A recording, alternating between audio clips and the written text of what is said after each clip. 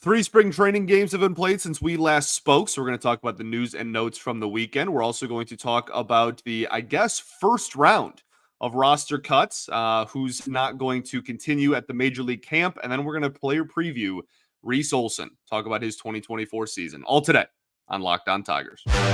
You are Locked On Tigers, your daily Detroit Tigers podcast. Part of the Locked On Podcast Network, your team every day.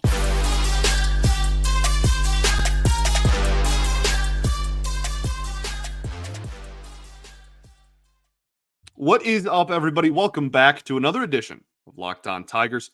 I am, of course, your host, Scott Bentley. Today is Monday, March 11th, 2024. Thank you so much for making Locked On Tigers your first listen every single day. We are free and available wherever you get your podcasts, including YouTube, part of the Locked On Podcast Network, your team every day. Today's episode is brought to you by FanDuel. Make every moment more right now. New customers can join today and get $150 in a bonus bets if your first bet of $5 or more wins. Just visit FanDuel.com/lockedon to get started. Alrighty, welcome in, everybody. Hope you all had a fantastic weekend. Happy Monday to all. So we are going to discuss the weekend that was, three spring training games, some news and notes, some interesting performances. Don't have too much to say on the position player side of things, other than one kind of big picture overarching point. And then we'll get into some of the notable pitching performances, because some of the biggest stories pitching-wise in camp all pitched over the weekend. So we'll talk about those. Then we are going to talk about the, I think, first round of cuts is the correct way to put it. Technically, I guess Job and Madden were the real first, right? Because AJ said on the very first day of camp, he told the two of them that they weren't going to be in there. But we're going to talk about Job plenty here. So I think this is the technical first round of cuts. So we'll talk about that, and then we'll talk about Reese Olson's 2024. Give him a player preview, one of the more exciting young pitchers in the organization after a great breakout year last year. So starting with the weekend, like I said, on the position player side of things, I don't have too many points and too many standouts, I guess, from the weekend that was. I think my biggest point is just that I think the position player side of the ball is pretty much set in terms of opening day roster.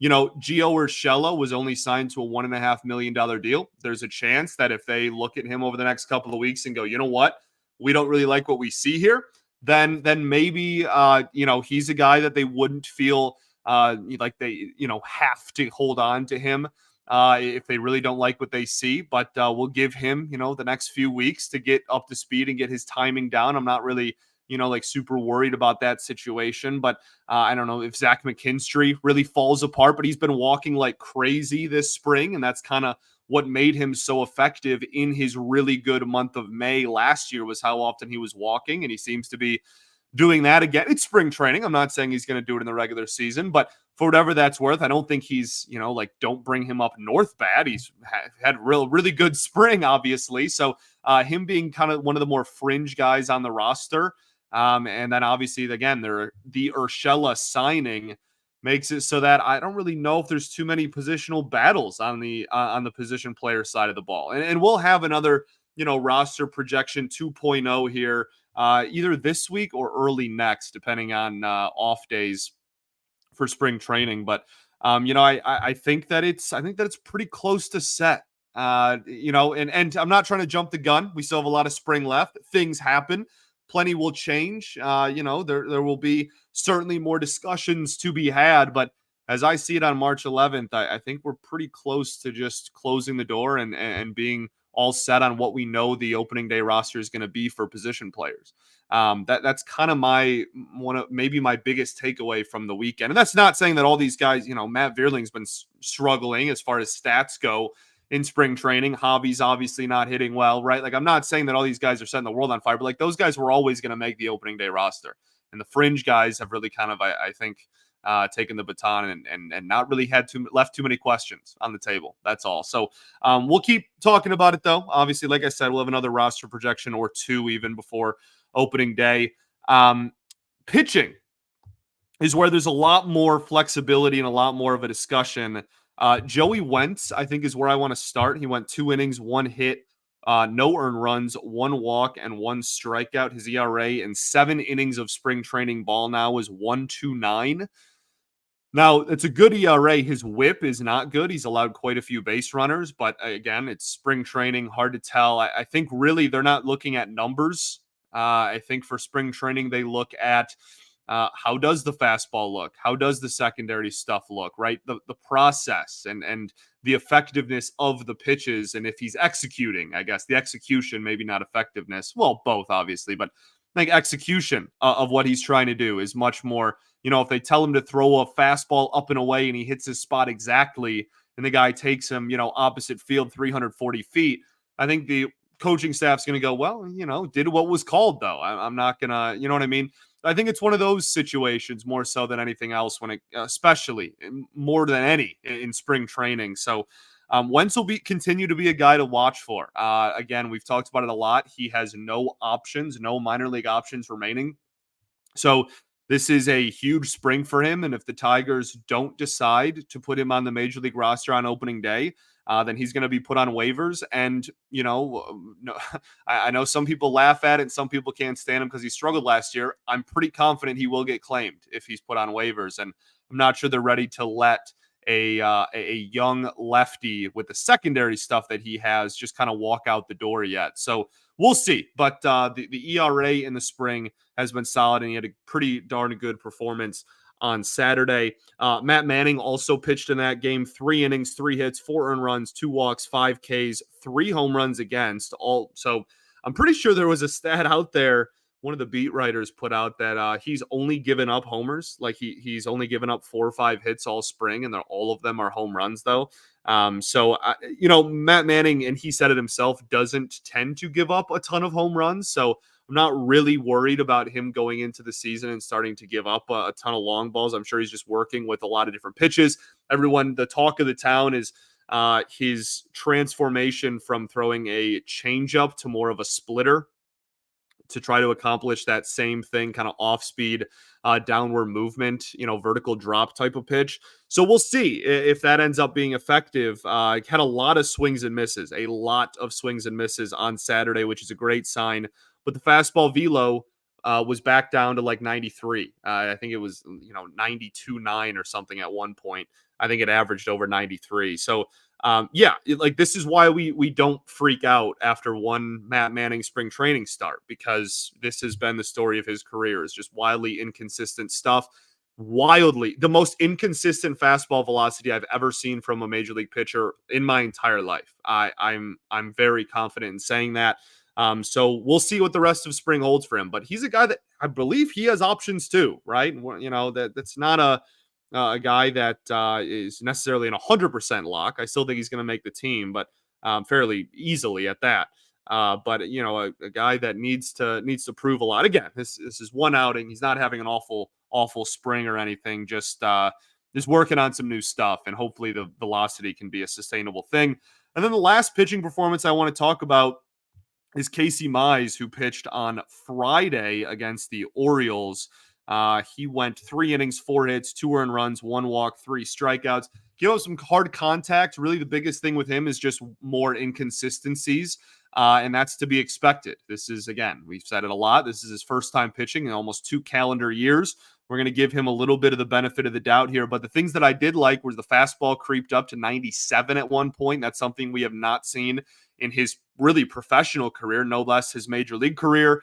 So that's a good sign. Obviously, the splitter still showing some signs of life. And then I believe had a strikeout on a curveball in this game, which is something that I would love for him to add. We talk about, fastball has life and he has the splitter. He's going to be solid, but he can really be a pretty darn good pitcher still, I think, if those two are established and he can kind of throw in a bender like that. So fine with this performance, not setting the world on fire, just really inconsistent from inning to inning. That's kind of to be expected still. So hopefully, as we get further and further along in spring, still got a few weeks left, he'll still have multiple performances. We can see that command kind of come more and more together, because he also has options. And we'll talk about Reese Olson in the player preview today. I think the I don't know, battle, I guess, is the word, between Reese Olson and Casey Mize for that last rotation spot is pretty fascinating. So because they both have minor league options on the table, so we'll see. But yeah, a lot of spring left.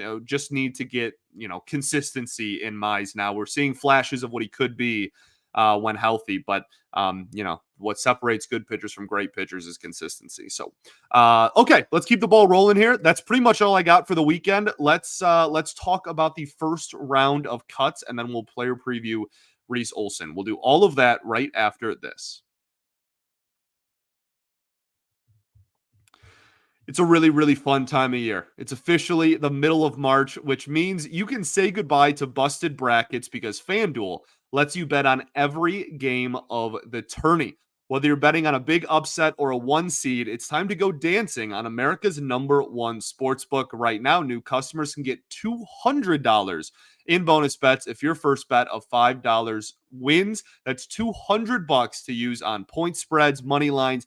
You can even pick who's going to win it all. Just visit fanduel.com/locked on and bet on college hoops until they cut down the nets.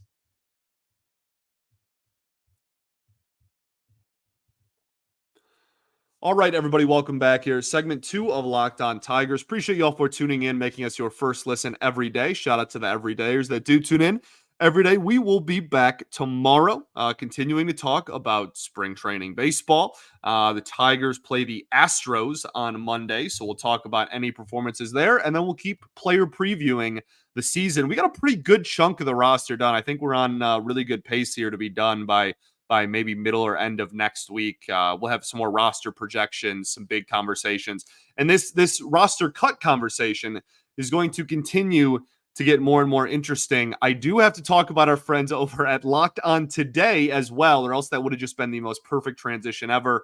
But you can't win them all, I guess. Check them out on YouTube, the first ever national sports 24/7 streaming channel, and also on Amazon Fire TV and the free Fire TV channels app.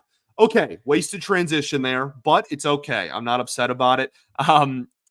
First round of roster cuts, technically speaking, have occurred for the Detroit Tigers. They have optioned Brendan White to AAA Toledo, reassigned Garrett Hill, Jackson Jobe, Ty Madden, Brant Herter, who pitched over the weekend, and Elizer Alfonso to minor league camp. That leaves the Tigers with 54 players remaining in major league camp. So no surprises here for starters. I think the one that maybe I thought came a lot earlier than I would have expected going into spring training would have been Brendan White, but he's also been dealing with some elbow soreness and fatigue. Now, he's also thrown since that diagnosis, so I'm not freaking out, that he needs like TJ or that it's like some huge thing because he is throwing. When I put my trust in the Tigers medical department here, I guess, because I am very notably not a doctor. But I think that happened just earlier again, just because of the injury. Going in, I would have expected Brendan White to honestly be one of the later cuts, one of the last cuts in the spring, and kind of be one of those first 2 or 3 relievers that are called upon in the regular season if some injuries happen out of the bullpen. So tough to see him, get optioned this early. But again, I think it's more just of a precautionary thing due to the injury that he's been dealing with. Garrett Hill, no surprise, was never going to make the team out of camp. Jackson Jobe and Ty Madden, again, we knew on the first day of spring that they were not going to make the team out of camp. Elizer Alfonso, I think, has actually been pretty solid and shown some tools, but again, was never going to make the team out of camp. And then Brant Herter, really excited about Herter's season, to be honest. Somebody that I'm going to have a really close eye on in the minors, but again, for the broken record, 4th time now, was not a guy that was ever going to make the team. So 54 players remaining in major league camp. That number will dwindle. That'll be something we talk about probably every couple of days from here until opening day. They'll probably make a few more cuts, and cuts isn't even the right word. They're not getting cut. They're still in the organization. They're just in the minor leagues. So they'll make a few more major league, I guess, cuts technically is fine and accurate enough. But yeah, no really big surprises here except for maybe White, but we've talked about his scenario. So Garrett Hill, the one question that, not Garrett Hill, goodness, Jackson Jobe, rather, the one question, 2 very different people, that some people had about Jobe was he was scheduled to pitch this week. And there were some questions flying around about, if he's reassigned to minor league camp, does that mean he's not pitching for the major league team this week? To my knowledge, he still absolutely is pitching for the major league team, as is Kiter Montero, I believe, later in the week. So yeah, just because he's, with the minor leaguers in camp and spring training doesn't mean he can't still get game action in Major League Spring Training. I'm sure that goes for all of these guys. We'll probably, assuming health, still get plenty of opportunities in spring training games, at least recently. As we get closer to opening day, obviously it'll look more and more just like the opening day lineup. So, but for now, short term, that's kind of what I'm expecting, and I fully expect Job to still pitch. What is that, Tuesday? He's supposed to. I believe that is Tuesday or Wednesday. So, okay, let's talk about maybe that's even a next week thing. No, because it was right around when the spring breakout was. So yeah, next week. Let's talk about Reese Olson. Reese Olson obviously burst onto the scene last year. This was a guy that when he was called up, I want to say the episode that he was called up, I was telling people like, yo, don't expect a ton. Because he was struggling. Well, he started off the season struggling in Toledo. He had a very, very high, I think he had an ERA over 9 at one point, right? Like he was struggling at the early parts. And Toledo is kind of not Toledo specifically, AAA is becoming kind of a launching pad for offense. So there's something to be said for that. I think that's probably a little bit part of it, but he was just not effective earlier in the year. And then as he got closer to when he inevitably we would find out, get called up, his numbers started looking a little bit better and he kind of got on the right train there. And then he gets called up, and I said, limit your expectations. He's really fun. He's got a really, really good slider. I like the movement on a lot of his stuff, but take a deep breath if you're expecting this guy to come out here and absolutely ball out. And while he may have gotten off to a little bit of a slower start, he was much better than I expected all year, no matter really when. And he ended the season with a phenomenal month of September. It was also the most innings he threw in a month. So it's not even like, small sample size to end the year. In September, in 31 and a third innings pitched, which was 5 starts for him, he had a 1.44 ERA and a 488 OPS against, a 147 batting average. Phenomenal stuff. And we'll talk a lot about his profile and kind of why that happened and what he still needs to work on and whatnot. But just on a base level, starting off 4.78 ERA in June, 4.63 ERA in July, 5.96 in 5 starts in August. Really rough month there. Walked 14 batters, probably a decent reason for that because the batting average against wasn't that bad and the OPS wasn't terrible either. Just was kind of struggling with command. Really buckled down. And while the strikeout numbers went down a little bit in September, all of the other numbers really skyrocketed. And we know that he can get swings and misses, which is the really encouraging and really, call it what it is, probably the most exciting part of his game. So last season overall, he had a 3.99 ERA, which ending sub 4 was a big thing we were like keeping an eye on. I remember the last couple of starts of the year, we were like, maybe is he going to do it? If he throws lights out, he could end sub 4. Ends with a 3.99. That's 1.5 Fangraphs WAR for those who care about pitching WAR.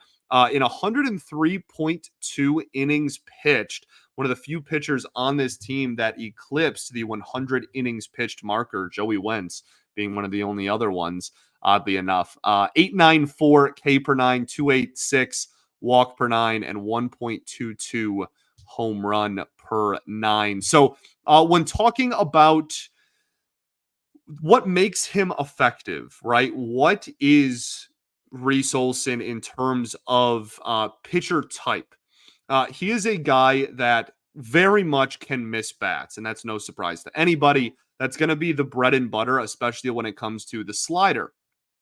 I think the X factor for him is going to be if he can establish his fastball at the major league level. And if you're new to this show, then this may be the first time you're hearing about this. If you're not, and you were a listener of the show last year, this is not your first rodeo. We talked about the Reese Olson fastball over and over and over again last season, and I think that it is genuinely the biggest reason as to why or why not he will take a big step forward and be a solidified piece in a rotation at the major league level. So we'll kind of go more in depth on that and Reese Olson as a whole right after this. Fire TV is your destination for sports from live same games.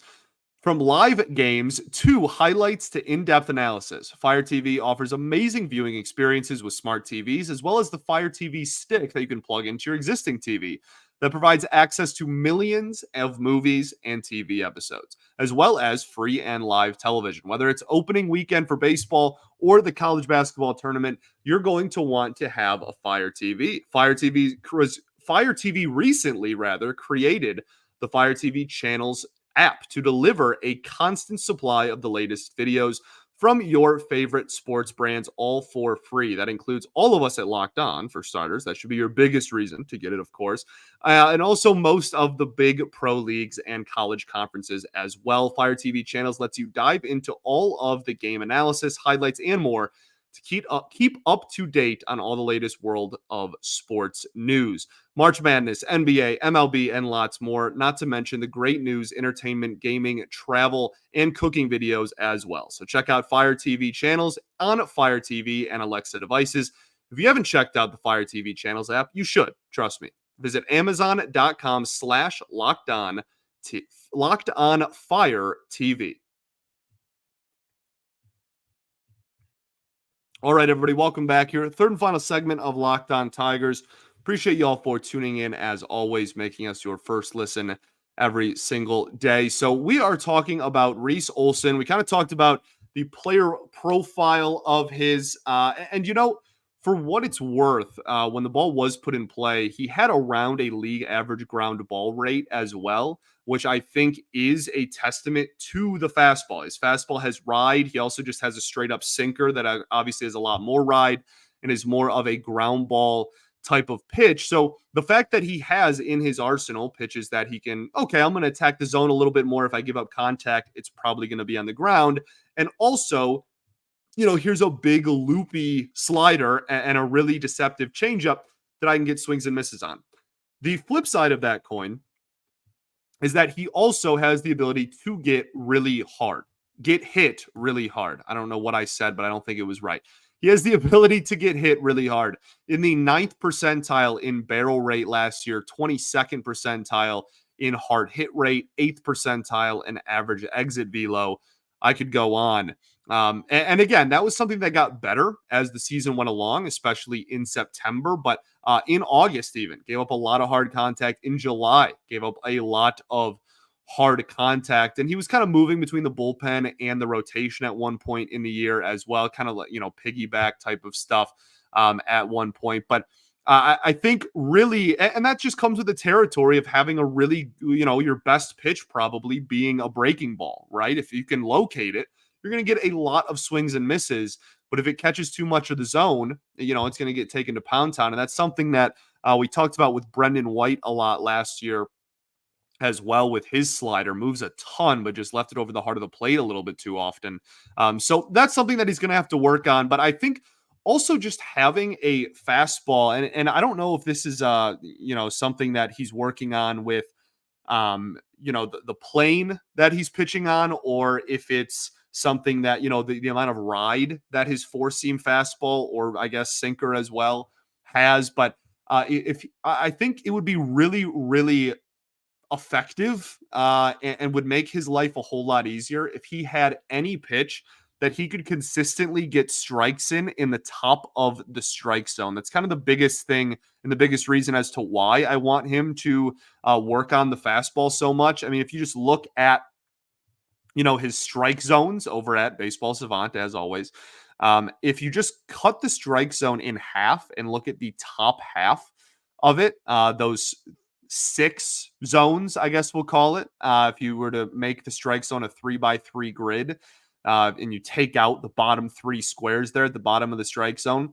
Not a lot of whiffs over the middle. That's expected. That's normal. But really not a lot of whiffs on the top of the zone either. And I think that that's something, he has a decent whiff rate for balls that are high, out of the strike zone. But I think him being able to attack, especially like up and away to lefties, would be one where I would want to see him take kind of a stride in improvement. But, righty as well. There's nothing that says, you can't go up on a right-handed hitter as well. So just in general, I think that, again, a good fastball would help that problem. I think, so many of his swings and misses came from balls that were underneath the zone. And that's because, again, he has such a good changeup and such a good slider. We've talked about that plenty. His slider last season, against righties, against lefties, against both, it doesn't really matter. 217 batting average against and a 41.6% whiff rate. That is incredibly good. His spin rate is almost up to 3,000 RPMs, which is wild. The changeup as well, a pitch that he throws more to lefties than righties, but isn't afraid to throw to righties, which I love. His stuff is so good that he can throw both of his two best secondary pitches. I guess, if you count the fastball as his go-to, even though it's probably not his best pitch. The fact that his slider and changeup can be thrown to both-handedness, I think, is unbelievably valuable. The changeup stat numbers last year, 208 average, 283 slug against. Only gave up 2 extra base hits off the changeup all season and had a 36% whiff rate on it as well. So 2 really effective pitches that obviously have a ton of movement, and we're all very aware that they're really effective pitches. The sinker, 270 batting average against. Not a ton of extra base hits against it, which is good. That's the whole point of a sinker. It's going to have a higher, ball in play numbers against. The thing with, and low whiff rate, obviously, 4-seam fastball. That's really what a lot of this comes down to. And he doesn't throw it a ton to righties. He throws a lot more to lefties. So we're going to focus on the lefty numbers. 205 batting average, but a 302 expected batting average. So hit pretty hard when it was hit, and not a boatload of ground balls off of it either. Plenty of extra base hits, a slug well over 400, and the expected slug for it was 645. So you're talking about the difference between the actual numbers and the expected numbers being a big difference. And some people don't care about expected numbers. Give me the results all day. Fine, fair enough. To each their own. Just not a big swing and miss pitch. The 4-seam fastball, the pitch that he threw more to lefties than any other pitch that he had, comfortably as well. Not even really close. Only at a 13.8% swing and miss rate. Again, I just feel like, especially against lefties specifically, you're going to get your swings and misses with your slider and your changeup against righties, and you have your sinker that you can go more, okay, I don't need a swing and a miss. I'm going to just throw this in the bottom of the zone and try to get somebody to roll over on something. I think that is a huge thing for him this year. If he can get that fastball to be an effective swing and miss pitch against lefties, against either, right, to be honest, because he doesn't really have a fastball that's a swing and miss pitch against either at the present moment. But if he can do that against lefties up in the zone, I think that would really go a long way. So that's kind of something that I'm looking at. But yeah, like, this kid has unbelievable stuff. He's absolutely disgusting. We've talked about it ever since he got called up. Obviously, we talked about spin a little bit there, but his changeup is so deceptive and is really such an effective pitch. It's not slow either, which I just think is so new school, right? Upper 80s changeup. That's a big swing and miss pitch, and that hitters don't usually hit, is often is awesome. I think a lot of it, again, is really just gonna come down to fastball effectiveness, and then, of course, just natural progression of command. As I said earlier, I'll reiterate, a guy that, because his best pitches are off-speed pitches and breaking pitches, if he throws it and it gets a little bit too much of the plate, has the ability to get hit really, really hard. So just naturally working on command, obviously going to be a big thing, but I think he can get bailed out a little bit with that if he finds an effective fastball. So that really continues to be the biggest thing for me. But yeah, decent ground ball rate, like I said, above league average and walk rate. That's another thing. I really would love to see him attack the zone a lot more. I know a lot of his swings and misses are getting people to chase outside of the zone, 63rd percentile in chase rate on the year. But I think if he can, this sounds really like Captain Obviously, but like if he can do both, that would be great, right? Like obviously, I guess you could say that about literally any pitcher in the entire sport. If you can get people to chase and get them to swing and miss in the zone, then you're going to be really good. Like no kidding, dude, right? Obviously, but I think that's maybe just like the natural next step is for him to continue to fill up the strike zone, see those walk numbers not go up, kind of maybe even go down a little bit. And inherently, if he can also get the strikeout numbers to maybe go up a little bit, again, September was really good. If he can replicate September, not even an ERA, he's obviously not going to have a 1.44 ERA across the whole season, but if he can just replicate the dominant of the strike zone-ness that he did in September, barely walked anybody in that month or in that really stretch of innings there. Really, really low, just on base numbers, period. If he can maintain that and, maybe get the strikeout numbers to be a little bit more than they were in that month, then that's what you do. And I guess I'm just talking in circles at this point. I apologize, but that would help a lot if you had a fastball. So that's kind of the biggest thing that I continue to look for with Reese Olson. As far as expectations, that's kind of the big question mark, right? The big question mark is what's his role going to be? I don't, it sounds like the organization is pretty keen on not having Mize and Olson be in the rotation to start off the year. No, I shouldn't say that. They're keen on not having a 6-man rotation. So if we assume that the free agents are locks and Tarek Skubal are locks, because that's a correct assumption, barring injury, then you're left with Manning, Mize, and Olson all fighting for 2 spots. I don't anticipate Matt Manning is going to start off the season in Toledo. I guess crazier things have happened. There's still a lot of spring left, but I would not bet on that. So then it becomes between Mize and Olson, and both of them have had really kind of up and down springs so far. Reese Olson has struggled with command at times, and Casey Mize is just really inconsistent coming back from injury. So that will be, I started off the show by talking about the position player group and how I think that's pretty much set in stone if you really look at it. And we'll do that, later, either this week or next. We'll do that on the show. But I really think that kind of one of the biggest positional battles left is who's going to get that last starting pitching spot between Reese Olson and Casey Mize. And no matter who wins it on opening day, the biggest thing I want to drive home to people is both will pitch for the Detroit Tigers probably a lot this year. The Tigers have used double-digit starting pitchers for like the last 7 years in a row. All teams do. I think the average amount of starting pitchers used these days is up to like 11 or 12. So this is not how dare they put, I like Reese Olson way more, like how dare they, whatever. He'll pitch for the Tigers. I promise. As long as he's healthy when his number is called, he will absolutely pitch for the Detroit Tigers this year. We'll see him plenty. Okay. But as far as opening day goes, I think it's between those two. Thanks for making Locked On Tigers your first listen every single day. Shout out to the everydayers that do tune in every day. We will be back tomorrow, baby. Love Reese Olson, man. Really. Just super excited about his season. A guy that we got for half a year of Daniel Norris. I was kind of like, okay, not really sure what to expect, but he's rated pretty highly. Then kind of struggled at point in the minors. And then, I was just kept getting better as the major league season went along. At the beginning, I was like, this dude's a reliever. He's got a really nasty slider, a good changeup, and a fast fastball that isn't very effective. This is a reliever all day. And I think now, the reason why he's not maybe going to be on the roster on opening day is because the organization goes, that's a starter.